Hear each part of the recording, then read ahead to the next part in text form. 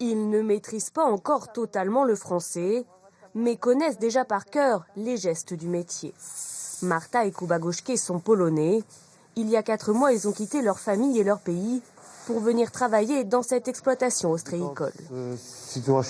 La situation ici est bien meilleure qu'en Pologne. On gagne plus d'argent en travaillant.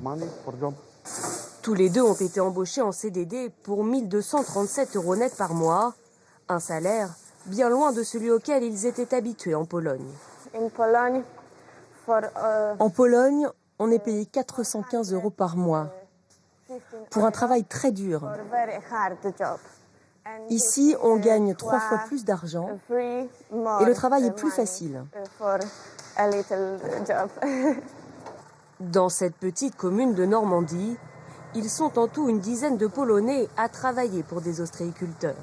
Tu charges ces 2 rangs-là, et après on reprend les 2 rangs d'à côté. Une main-d'œuvre étrangère dont Denis Lejeune ne peut aujourd'hui plus se passer, faute de candidats français. On a mis des annonces un peu partout sur les sites.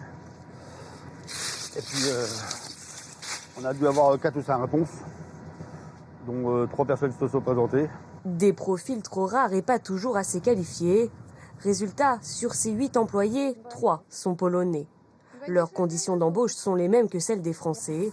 39 heures de travail par semaine payées au SMIC, avec un rythme parfois soutenu.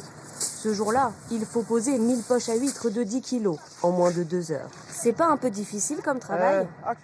La première semaine, c'était très difficile, mais maintenant, ça va.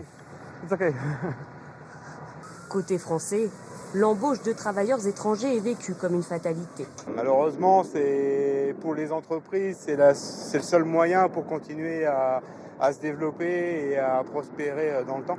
Après, est-ce que c'est assez payé comme métier? Après, c'est ça aussi. Fin avril, Marta et Kuba Goszka ainsi que leurs amis retourneront passer quelques mois en Pologne. Denis Lejeune a déjà trouvé de nouveaux salariés pour les remplacer, tous polonais.